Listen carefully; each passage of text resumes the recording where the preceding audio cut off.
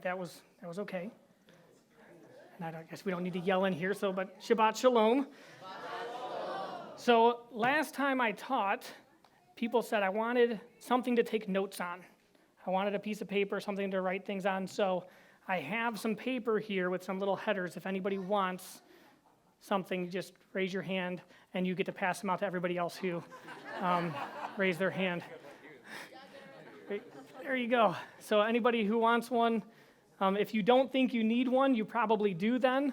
Like if you're like, I don't need to take notes, you're probably the person who should take notes. That's usually how that works. So, good afternoon. My name is Mathew Major.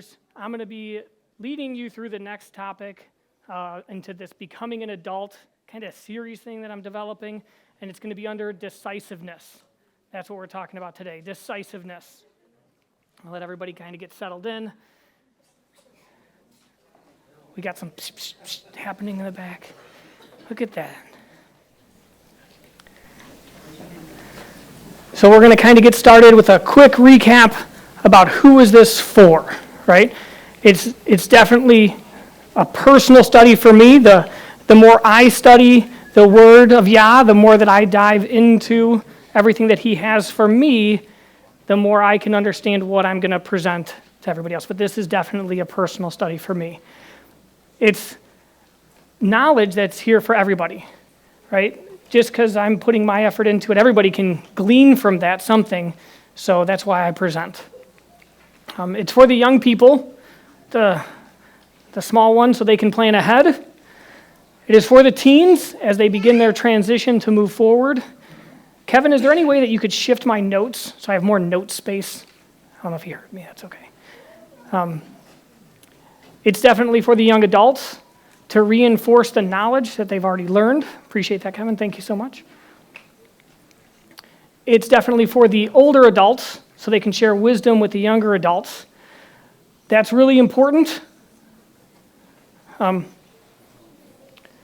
when you are this older adult and you see decisiveness happen, you have the responsibility to look at that young adult, that teen, that child, and say, you made a good decision, you were decisive, and help build them up. Don't simply say, I need to take a passive role here.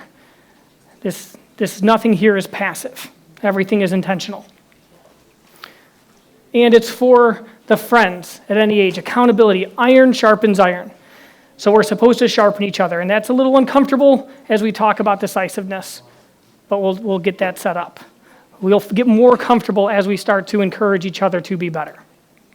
All right, Proverbs 22:6 says, train up a child in the way he should go, even when he is old, he turns not away from it. So then what do we teach them? And in doing so, teaching ourselves. Well, it's going to be decisiveness. That's what we're focusing on today. A little more split there, Kevin. Nope, the other side. Shift it over. Keep going. Great. Perfect. All right, so decisiveness. You are able to make good decisions quickly and effectively by acting calmly. You should arrive at a sound decision. You announce your decision in a clear and professional manner. Last time when I just did this overview really quick, I took you to Daniel 1:8. But Daniel laid it upon his heart that he would not defile himself with the portion of the sovereign's food, nor with the wine which he drank. So he asked permission from the chief of the eunuchs not to defile himself. He was decisive in that decision. So then, what would you think? Why is this important? What would you think if you know a person who talks professionally while at the job, or they're at college, or in your high school class, or speaks kind words only when the teacher is around? But as soon as that's not around, they use extremely colorful metaphors. What would you think about that person? Or what would you think if that person, when they walked out of that setting and you saw them somewhere else, used the exact same speech? It did not change at all. They'd be very decisive. That would be a good thing. What would you think if somebody, maybe in their 20s or 30s, that you know from a set-apart place like this, could speak very well, they could pray, they could hold great conversations, they were entertaining to be around, they were just a blast, right? They were great people. And then you found out that 3 or 4 times a week they go to the bar and hang out until it closes. Or you found out that when they were out of this location, that they were the exact same person at every other location, that they took their speech and their actions to the food pantry, that they took it to the homeless shelter, or to their job. They took that to every location that they went to.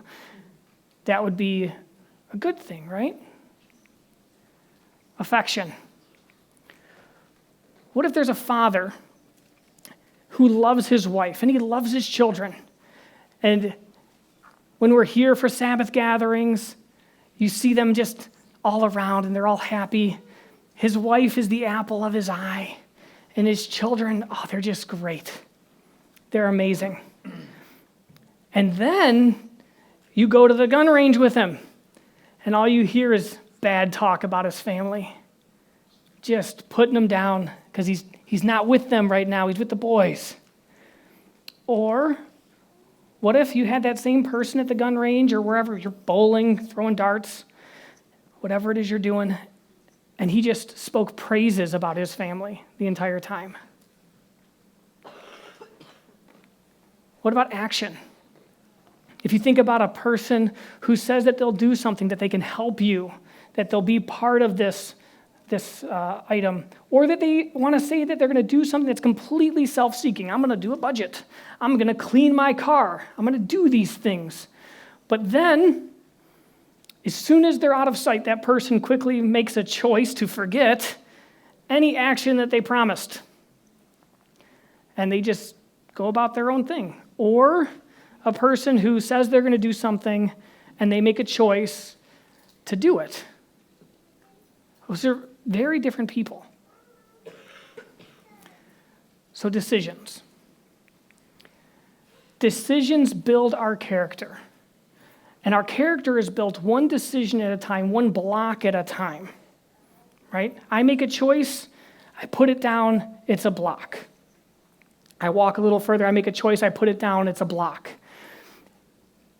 At the end of our life, when we look back at all the choices we've made, will we see a masterfully built building where our cornerstone is Messiah, the walls are plumb and square, and everything works well? Or will we look back and see a heap of rubble, where decisions just scattered all over the place, and there was nothing holding them together, nothing was planned? For us, in Torah, in Messiah, with Yah as our king, will he look back and see a temple that was built for him out of every decision that you made? Or will he just see that not a single stone is on top of one another? Will he see the temple that you were supposed to build for him is just garbage? There's nothing there. There's no foundation, no strong rock. Or even worse, would he see a storefront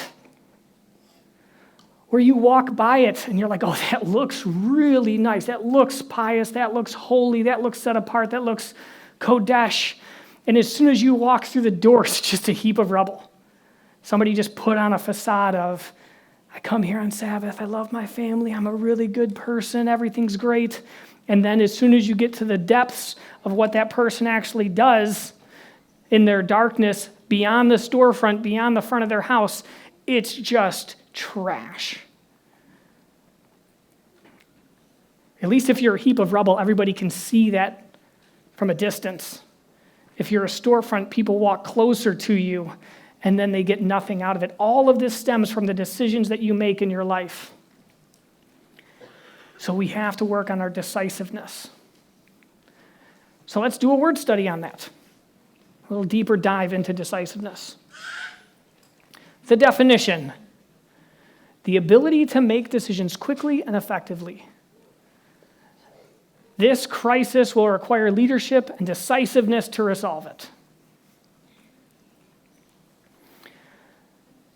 I can't see from back there. The conclusive nature of an issue that has been settled or a result that has been produced. There was no doubting the decisiveness of the victory. I read that and I thought of the grave and how there's like, there is no doubt the decisiveness of that victory. The trait of I can't see it. Resoluteness, thank you so much. As evidenced by firmness of character or purpose. Good definitions, do you like them? Yeah, okay. Appreciate that. A little feedback is always good. Not that type of feedback, Mike, but it's okay. All right. The opposite of that, indecisiveness.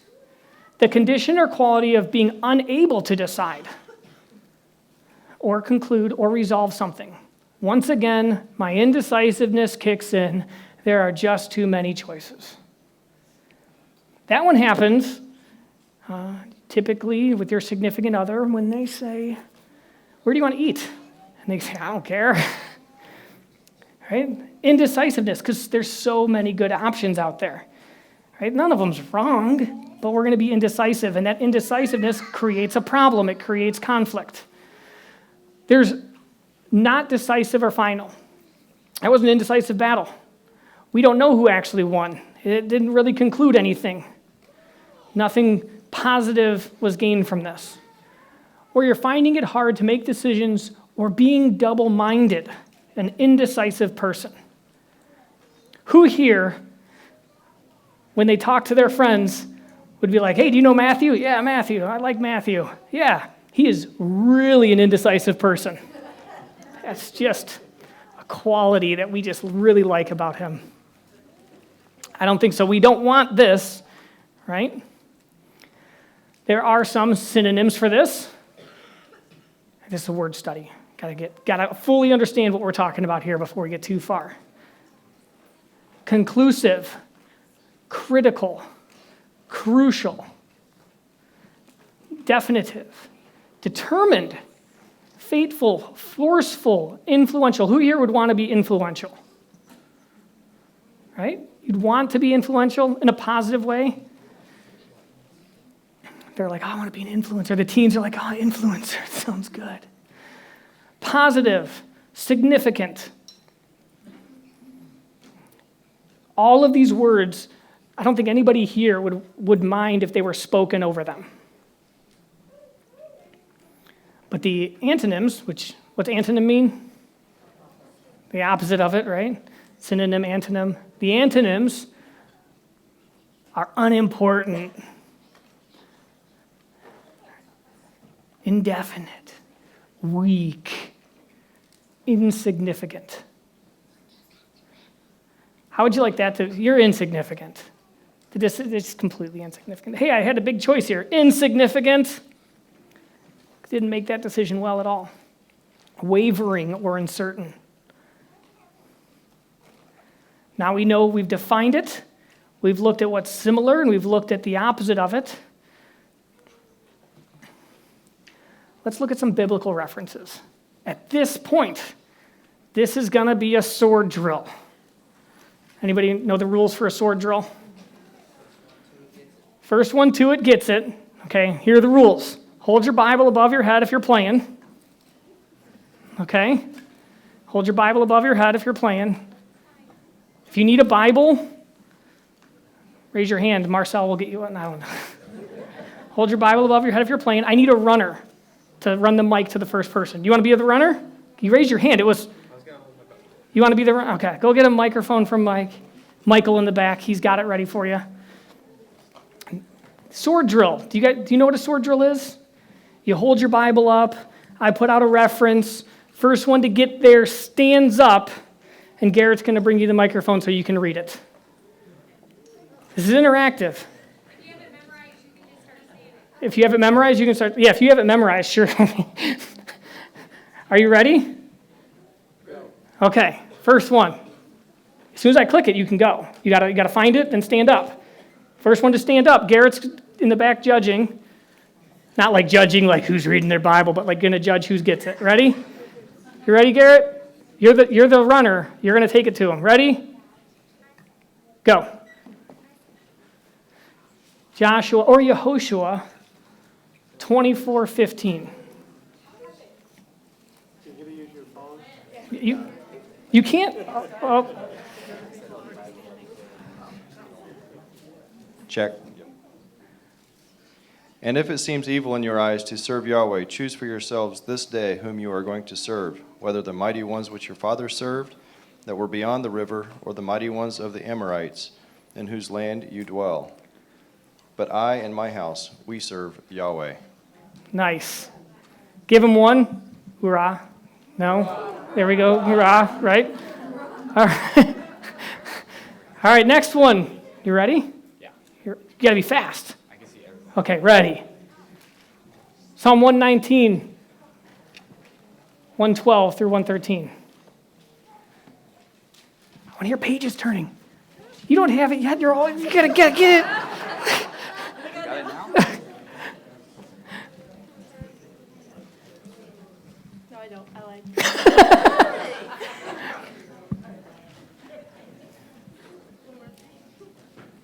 My heart is set on keeping your decrees to the very end. I hate double-minded people, but I love your law. I hate double-minded people. That's an indecisive person. If you're thinking about doing the sword drill, be decisive. Just do it. All right, we ready?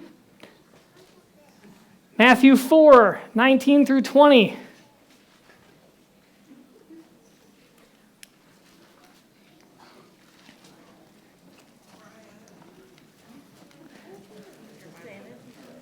I give up to you.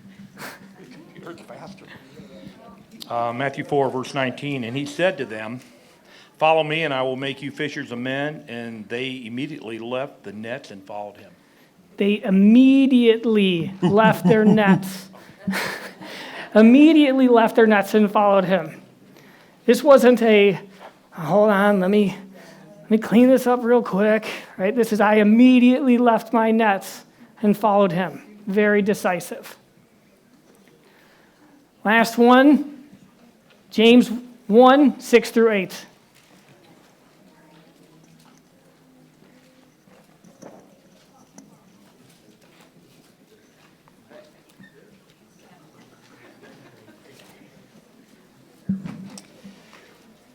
He is a double-minded man, unstable in all his ways, and let the lowly brother boast in his exaltation, but the rich in his humiliation, because as a flower of the field he shall pass away.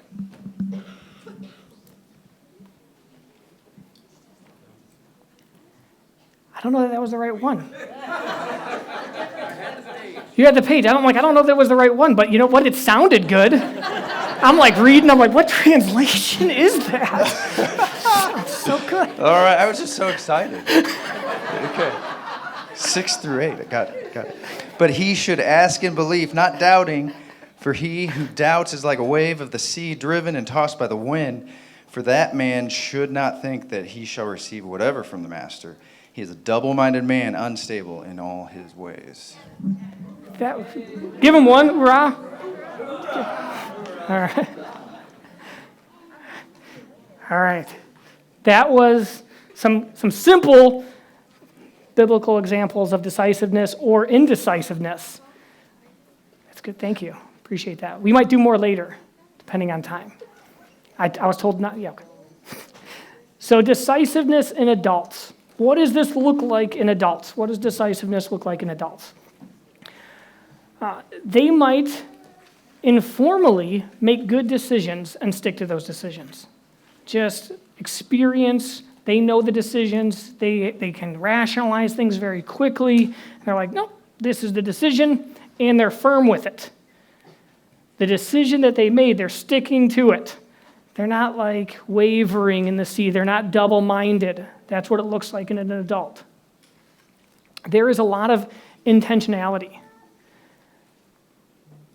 They've talked through their choices. Not only have they talked through their choices, they have possibly even talked through the choices before they had to make the choice. Adults of young children might say to each other before they get to a Sabbath keeping, now listen, if they ask for candy, we're only going to give them how many pieces? One? One, okay. And if you give them a piece of candy, come let me know. But if they don't ask, we're not going to even talk about it, right? Right? Or a soda, or you guys say pop. You know what we call those in Michigan? Returnables. That's what it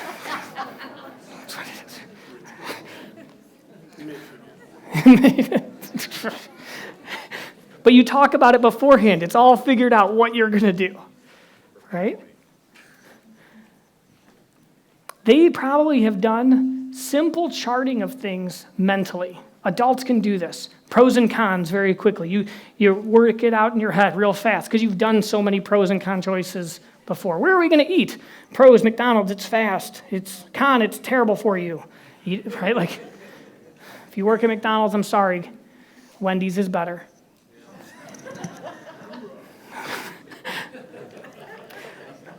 Adults, good adults, right, have probably done a multi-step process before for decision making. And this is known as formal decision making process, and it's typically a 7+ step process. Now, hold on to your seats, adults. If you don't know what I'm talking about, step 1. We're going to get into this really deep because I want you to make good decisions. If you wanted that piece of paper now's the time. We can still get it out. Do we still have more, Garrett? I see adults not taking notes. This is really important stuff. All right. Step 1, identify that a decision has to be made. You realize that you need to make a decision to clearly define the nature of the decision that you must make. This first step is very important. Does anybody ever heard of Albert Einstein? Right? You guys know who? Okay, so let me tell you, smart. Okay, he was quoted saying, "If I had to make a decision or solve a problem, and I only had 1 hour to do it, I would spend 50 minutes defining it. What's the problem? And only 10 minutes actually solve. Because if you don't really define that a decision has to be made or what it's about, the entire process is just a waste." Step 2, gather relevant information. Gather relevant information. Collect some pertinent information before you make your decision. What information is needed? The best sources of information. How to get it. This step involves both internal and external work. Some information is internal. You'll seek it through a process of self-awareness. Other information is external. You'll find it online, in books, from other people, and from other sources. That is step 2. Gather all that information.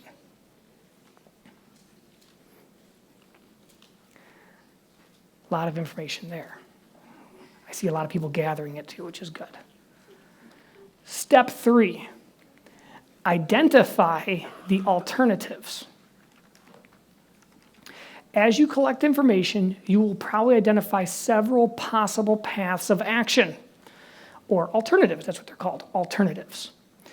You can use your imagination and additional information to construct new alternatives. In this step, you will list all possible and desirable alternatives. Where do we want to eat? Give me some alternatives. Culver's. Chipotle. What is that? Raisin Bran? You just want Raisin Bran? I don't know what that is. Raisin Canes. Okay, Raisin Canes. Applebee's, Chick-fil-A. All of these are options. These are all alternatives to the problem of where are we going to eat. Right? You start labeling them all out. Put them all out there. Popeyes. Look at that Popeyes coming in late. Popeyes! Just be aware it's there. Bojangles, if you're not in the South. Formal decision-making step 4. Weigh the evidence. You weigh the evidence. You draw on your information and emotions to imagine what it would be like if you carried out all of the alternatives all the way to the end. You evaluate whether the needs identified in step 1 would be met or resolved through each of the alternatives. As you go through the difficult internal processes, you begin to favor certain alternatives, those that seem to have a higher potential for reaching your goal. Finally, place the alternatives in a priority order based upon your own value system. Based upon your own value system. You're going to put them all out there, right? If my goal with my family was going somewhere to eat and all the alternatives were said, just so you guys know, we have a weird diet, Subway would probably be taken off the list right away, even though their food is good. Right? They got a lot of bread. We don't eat a lot of bread. Right? But it was still an option that was put on there and then removed. Because if you don't put another option, you just not eat, right? That one comes off the list pretty quick. Get it, right? Number 5, you choose among the alternatives. Now you got to make a choice. Be decisive. Once you have weighed all the evidence, you are ready to select the alternative that seems the best one for you. You may even choose a combination of alternatives. Your choice in step 5 may very likely be the same or similar to the alternatives you placed at the top of your list at the end of step 4. You're going to make that choice.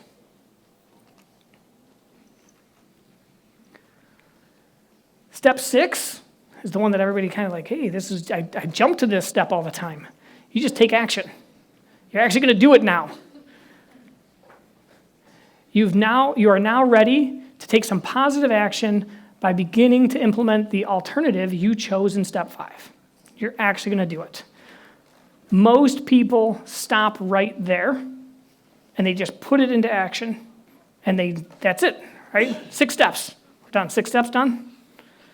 Could be done, right? But because we're reflective as to who we are, step 7 is you review your decision and the consequences. In this final step, consider the results of your decision and evaluate whether or not it resolved the need you identified in step 1. If the decision has not met the identified need, you may want to repeat certain steps of the process to make a new decision. For example, you might want to gather more detailed or somewhat different information and explore additional alternatives.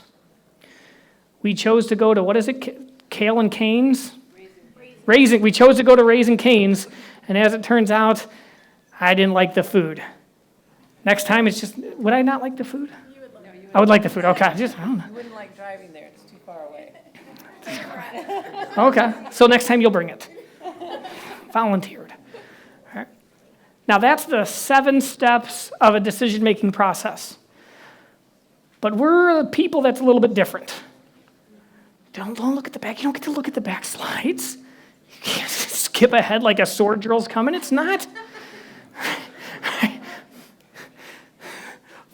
There is a step 8, but it's not necessarily in any particular position in the formal decision-making process.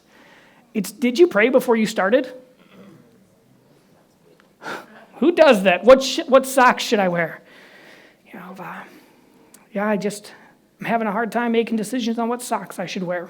Please help me. And you're like, well, the holy ones?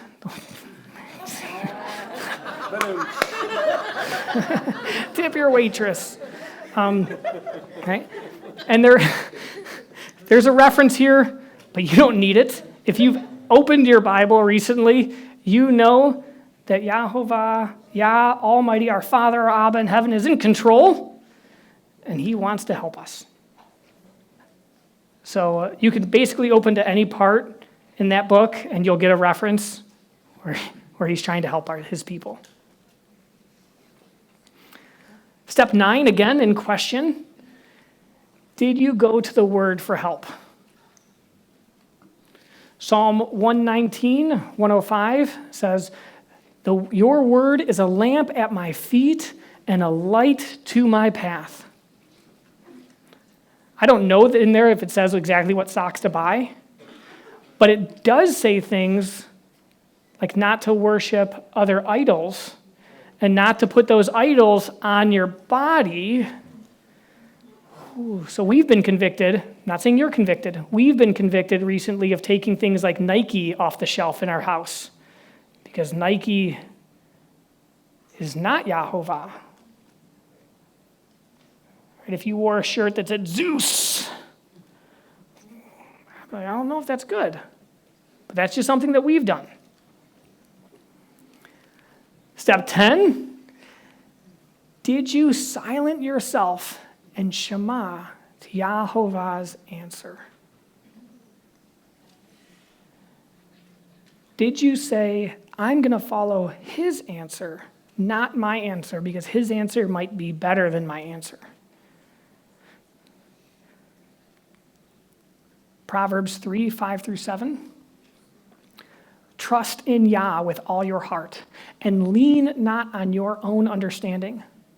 Know him in all your ways, and he makes your paths straight. Do not be wise in your own eyes. Fear Yah and turn away from evil.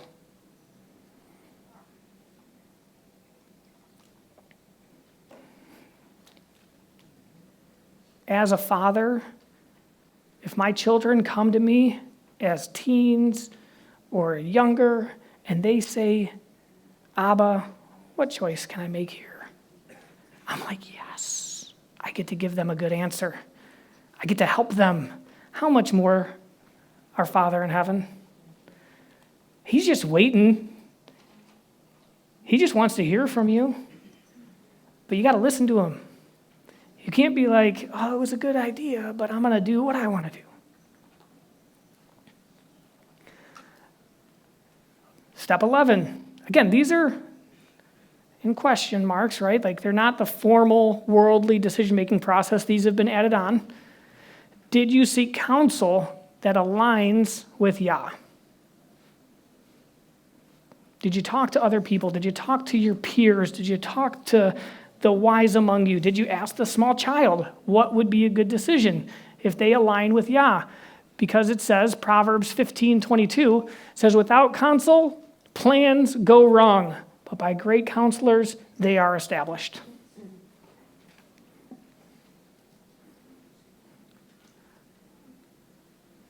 All right, so we've defined a whole lot here. So how do we train a child? This could still be applicable to some teenagers, I'm not really sure, but mostly applicable to smaller children. Have you ever wanted to take your child to the store and you give them a treat? And you're like, oh, pick a treat. Pick a treat. You get to pick a treat. It's gonna be great. You're gonna love it. Oh, there's so many options. It's almost overwhelming. You take them down the candy aisle or the snack aisle, and you're like, there's colors. There's pretty packages. There's things I've tried before and things I've never tried. That's the face right there. That's what it is, right?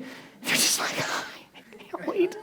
You know, like you see them, the kid sees them, and they're just like, you're handing them stuff, and they're just like, I want to smell all the packages. Oh, I can't. Oh, it's going to be delicious, right? And then you say, do you want a candy bar? Do you want a candy bar? And what's the answer? Yes. Do you want chips? Yes. Do you want gum? I'll have some gum. It'll be great. Okay, pick one. What did you do? You just told me I could have chips, I could have a candy bar, I could have gum. You put me in this aisle and there's all this awesome stuff. Pick one. I'm just going to melt down right here. I'm just going to lose my mind in front of everybody. Maybe there's a better method we could use, right? Maybe with a very small child or a young teenager, you can say, pick one or the other. Which one would you like? Do you want the organic fruit snack or the fruit bar? Right? Do you want, this is going to sound really weird, because this is choices that when you start feeding your kids, it happened in my house. Do you want kale chips or roasted broccoli? And it's a hard decision. Hard decision.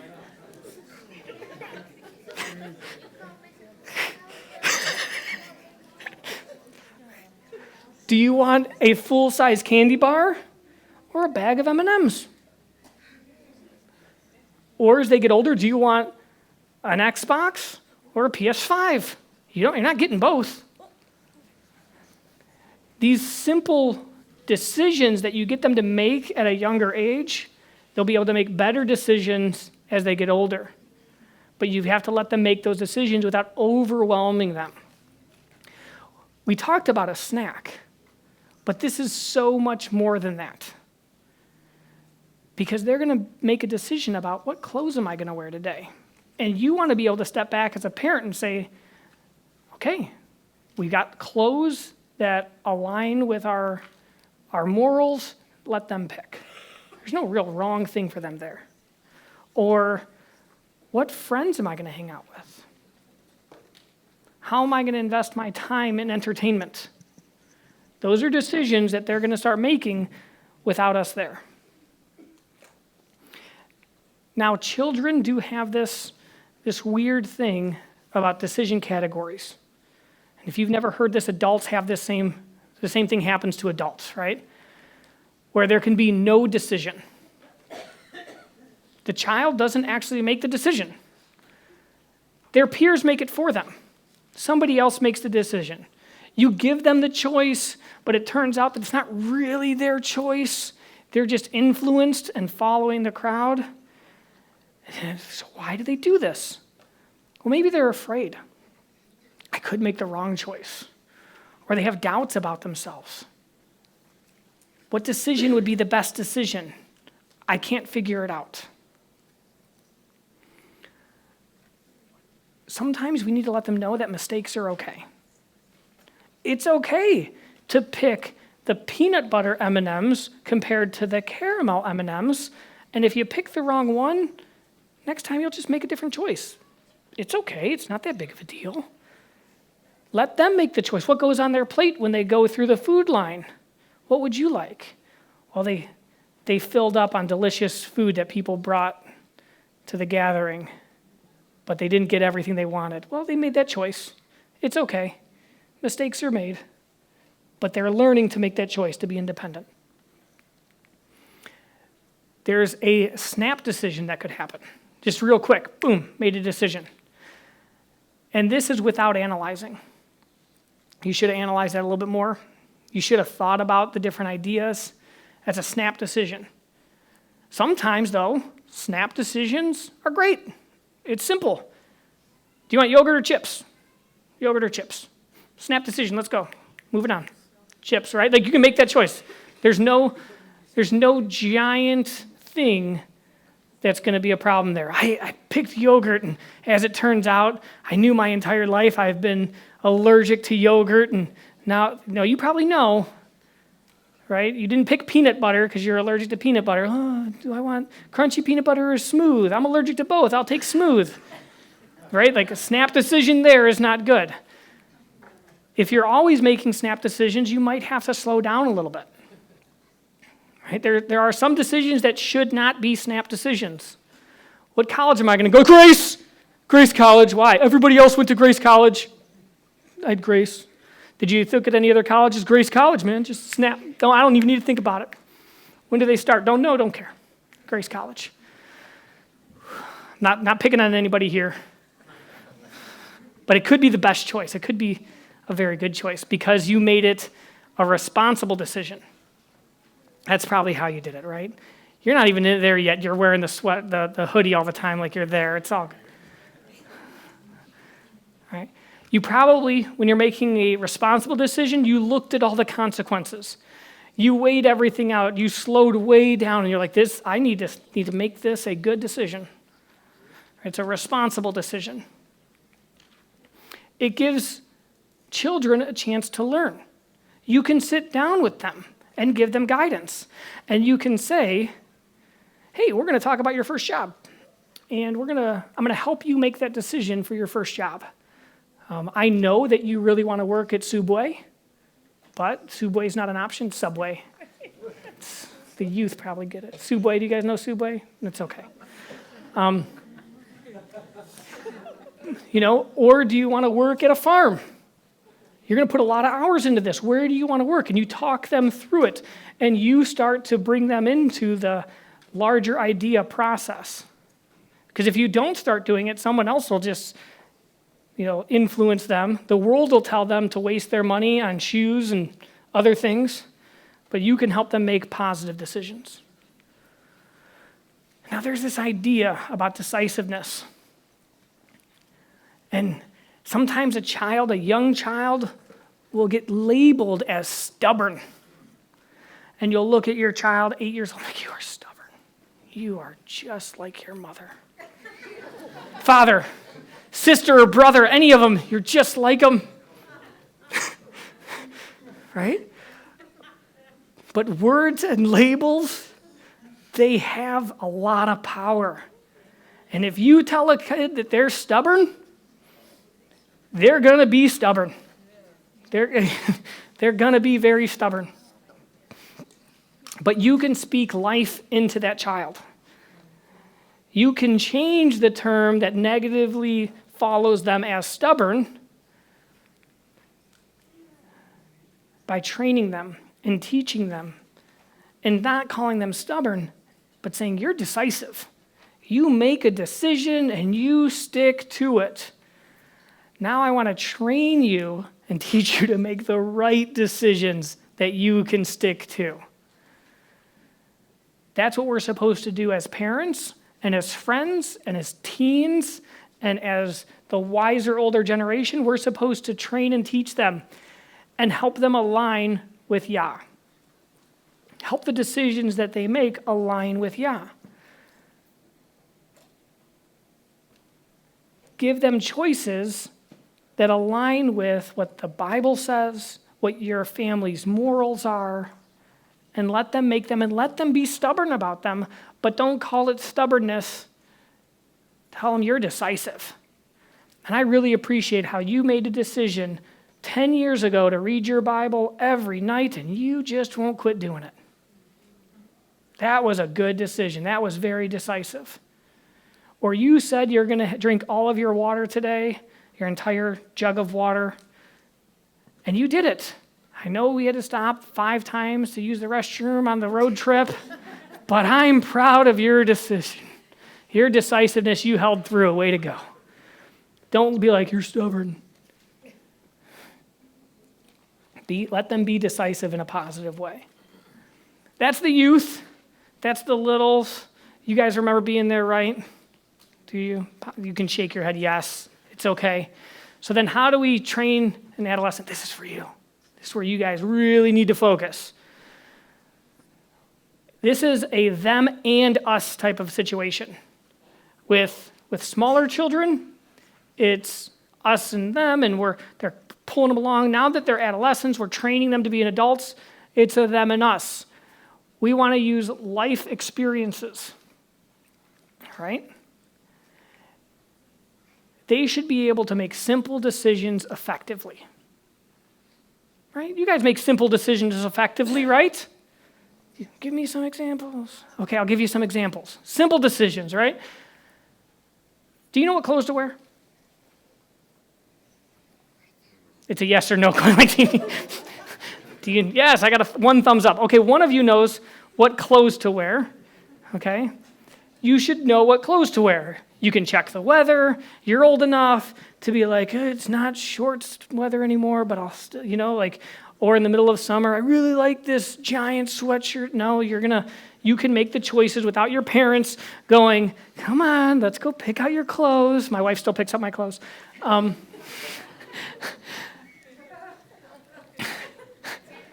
It's my decision, though. They can pick what food to eat. They probably, at some point, what's the age where they can walk through the line by themselves? Depends on the child, life experiences. Do we say you got to be 12 years old before you're allowed to go up to the snack bar by yourself? We just licking hands and letting them grab. Right? Yeah, that's what happens. It's okay. Right? You all know what you should eat, right? If you are an athlete, the day before, you're probably okay, I'm going to eat lots of pasta, carb load, for the sporting event, or I'm not feeling well, I'm going to have a salad today. I'm going to drink plenty of water. They get those choices. young adults, pick their entertainment, right? As children, we are in there and we're like, VeggieTales, right? We're just going along with it the entire time. As they turn into, I still watch VeggieTales. It's cool. I love it, right? They're in there. They're watching their own thing. They've got their own device. What are they doing? They should have the life experience to pick their own choices on how they entertain themselves. What about friends? Right? The youth, the adolescent can pick their friends. Is this somebody who is going to sharpen me and let me sharpen them? Or is this somebody who is just completely self-serving? And all they're going to do is use me. Adolescents get to make that, no, I tricked you. Adults still have problems with that one too. It is hard to pick friends who are going to continuously sharpen you. So don't think that just because your parent looks at you and goes, I don't think you should be hanging out with Bobby. I don't know a single Bobby. That's why I picked that name. All right, I don't know that you should be hanging out with Bobby. They're still trying to figure it out too. Who are good friends for us as adults? Who are good friends for you? Who's going to sharpen you? That's a decision you have to make. So you should walk with them. That's what you need to do. You need to show them the path. This is the path. It is 6 foot wide. It is pretty narrow compared to the path that other people are taking, but this is the path that we are going to walk. And I am going to walk alongside you, and we're going to start making decisions together.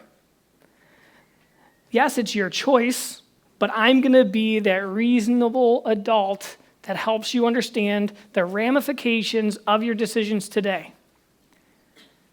Who over here has a job? Okay. Who works more than 80 hours a month? Awesome. You can easily afford an $800 car payment, right? Seriously, I make $10 an hour. I work 20 hours a week. That's 80 hours a month. I can afford an $800 car payment. How many adults in the room made an unwise decision financially as a youth that put them into the category of broke? That you, right? We made these decisions. Got somebody pointing at other people in the back. Right? We made these decisions, and you can talk through that with them. I understand you want that F-350. Nobody wants a Ford. I understand. I understand you want that F-350, right? And it's $800 a month. And you get paid $10 an hour and you work 20 hours a week. You can completely afford that if the government doesn't take out any taxes. If you live in my basement for the next 7 years and you don't pay any rent, if you don't have to pay for any gas, and if you never did anything in the truck because you can't afford even a ticket to the movies, you got it. Just go get it, right? I'm not co-signing though, right? Like you can let them go wild and think about through this because they've never thought through these difficult processes before. But if you don't do it with them, they will run into the same mistakes that we ran into. So we have to train them up. There are more complexity in their lives that they can be brought into. Right? You can say, hey, you're getting older. You've seen us do this every week. We meal plan our entire meals for the entire week, what it's going to be, what it's going to cost, where we're going to go. You're now part of that too. Thank you so much. Oh, I didn't want to do. Well, this is part of becoming an adult.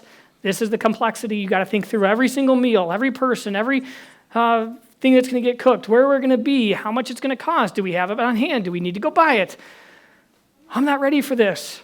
That's why we're doing it, to get you ready for this, because you will be an adult. What does Shabbat prep in your house look like? I don't know. Mom and dad freak out and run around, and other people make messes, and then, right?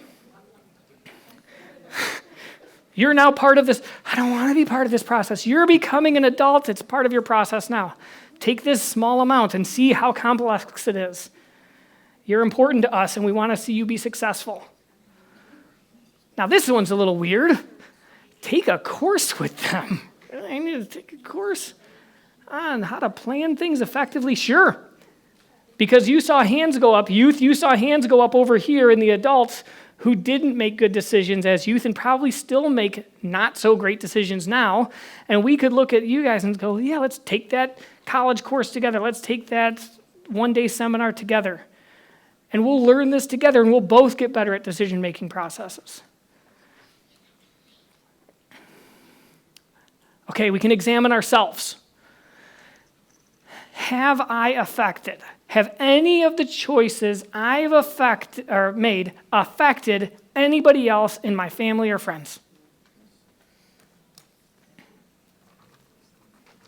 So the gray hairs in the back are saying, yes, every choice. The youth are like, my choices affect nobody.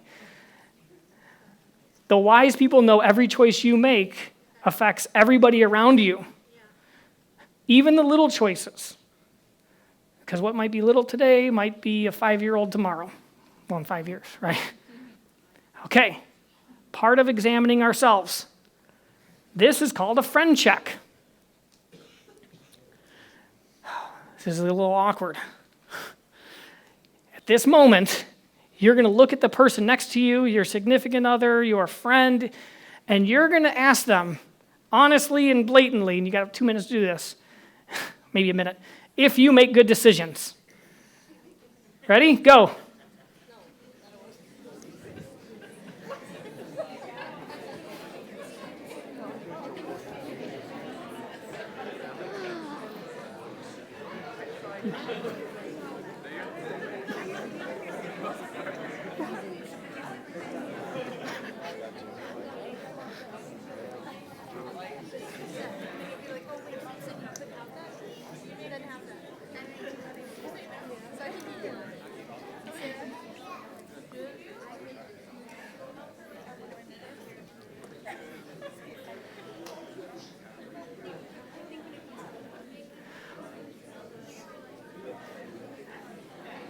So this is typically a ripple effect. The more seasoned generation can look at each other and go, I didn't know you when you were younger, but now you make pretty good decisions. And the youth, they'll look at you and be like, nope. It was dumb, but it was fun. Right? Like, that's a friend check. You can do those. Hey, I'm going to go see so-and-so. Do you think that's a good decision? Maybe. Let's talk through it. What's it going to look like? What are you going to do? Where are you going to go? You can do a moral check. Does the decision I make align with my belief structure?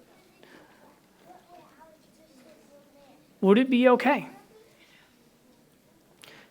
When you're doing this moral check, right, we said, I in my house, we serve Yahovah. I should be able to come into any door of my house, kick it in. I in my house, we serve Yahovah. What are you doing? Anytime.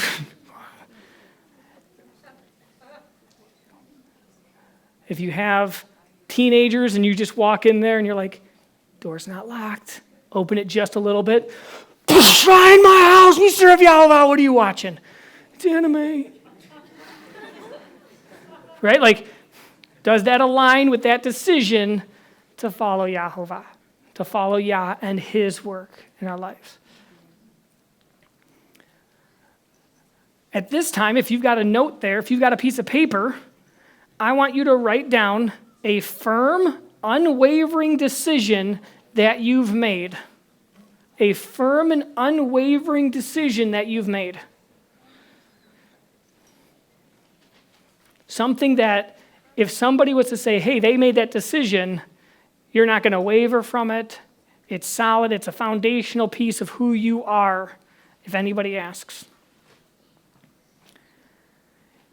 You should be able to look at that firm decision that you've made and say, that's me. And I'm proud of that.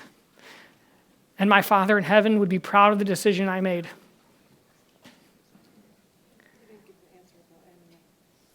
Oh, the answer about anime? Really depends on the anime that you're watching, the influence of the anime, where it goes, and the cultural characteristics of that anime. There are some that are acceptable, while others are completely inappropriate. So watch the anime with them. And then determine. There you go.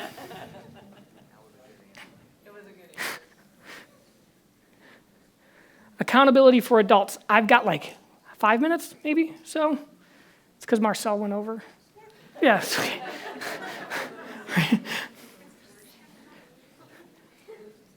We can only change ourselves.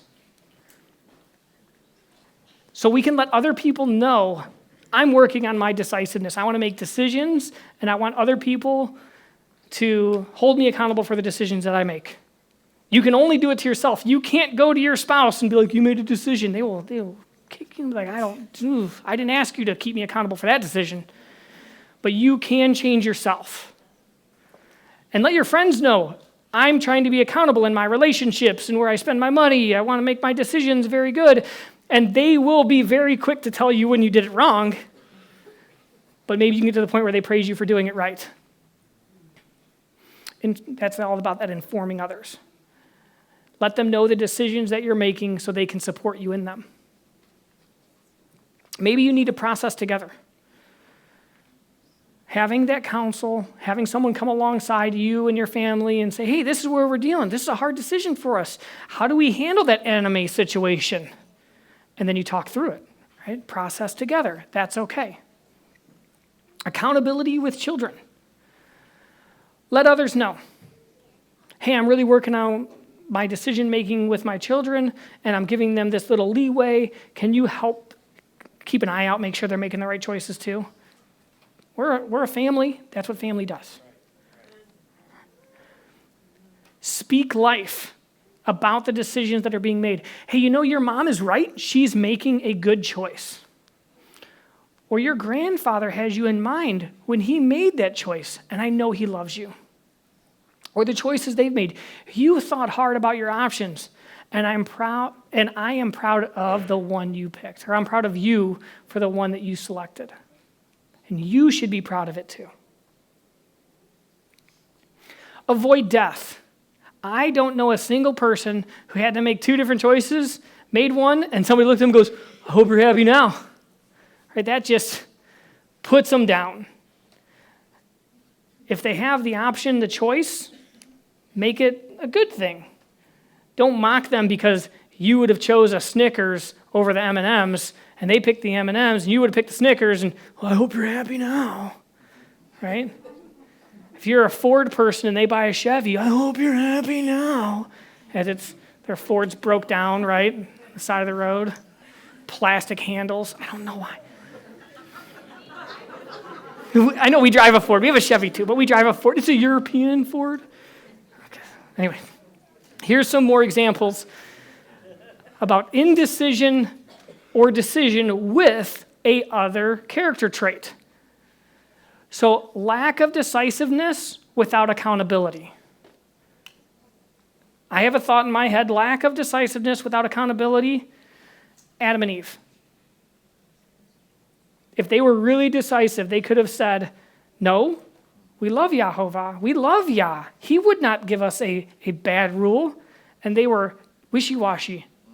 They picked to follow the serpent because they were not decisive about a firm decision that he said, don't eat it. And we said, no, we're not going to eat it. He put that there. He put that barrier for us to protect us. They didn't have accountability. Decisiveness without knowledge. You are rash. You are quick to make decisions. It's not healthy. Slow down. Decisiveness without accepting new knowledge. And you are stubborn. You are thick-headed. What's going on with that? Use your brain. You have new knowledge about this. Make an appropriate choice. Decisiveness with wisdom. All of your choices align with Yahovah, with Yah. And what's the first step of wisdom? The fear of Yah. Some choices might be difficult, but with wisdom, you'll get through them. Decisiveness without integrity. I made a choice to rip that person off.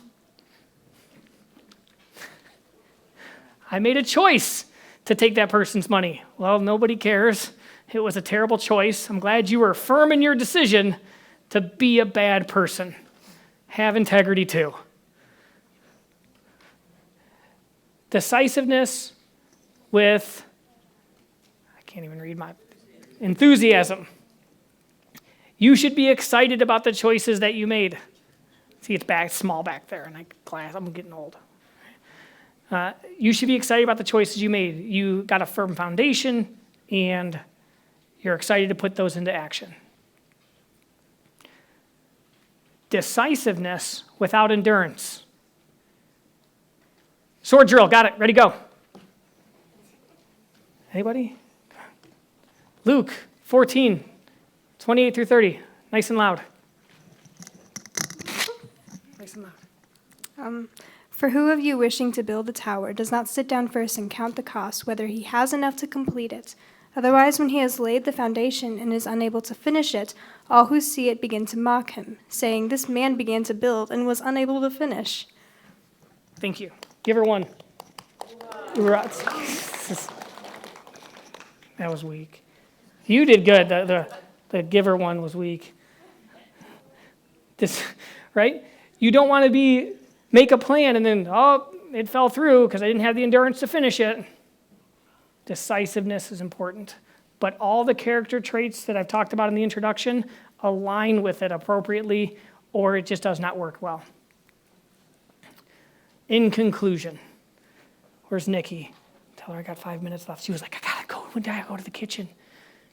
Nikki, if you're in the kitchen, there's just a couple moments left. Okay. The decisions that we make are the building blocks of our character. And we want to be able to look back at the thing we're building and know that it is a temple for Yah. It is not just a heap of rubble that doesn't pile up well.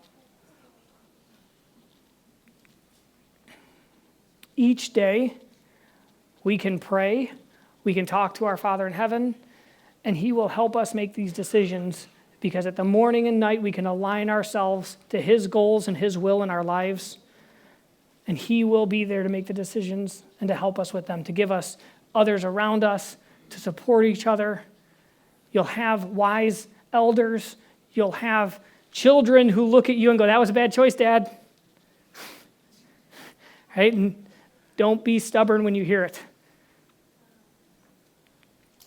Let your yes be yes. That's all it's got to be, is your yes is a yes. This is the decision that I'm making. Say it. Say yes. Yes. Say it firmly. Say yes. Yes. Yes, okay. And let your no be no. No. No. Right? You can look at your child and say, no. You're allowed to tell them no. That's a hard one for parents a lot of times. Tell them no. You can tell them no in love. You don't have to be like no and kick them. Right? You can be like, no, this is not a good choice. All right? And then enjoy the consequences. The consequences aren't bad. You picked the consequences when you made the decision, and now you have decisiveness, and you're going to hold on to that decision. Enjoy the consequences. I chose to buy a car that cost $150 a month. It's a little bit rusty, but I can enjoy the consequences of having $650 to spend on other things each month, because I can enjoy the consequences. I can enjoy the fact that I waited until marriage, or I waited until later in my life to buy a house. I can enjoy those consequences. Those are consequences that I chose because I laid out my own path, because I made those decisions appropriately, because the Father has a plan for me, and I want to make all of my decisions align with those. But I and my house, we serve Yah. That's it. Thank you so much for your time today. I definitely appreciate it.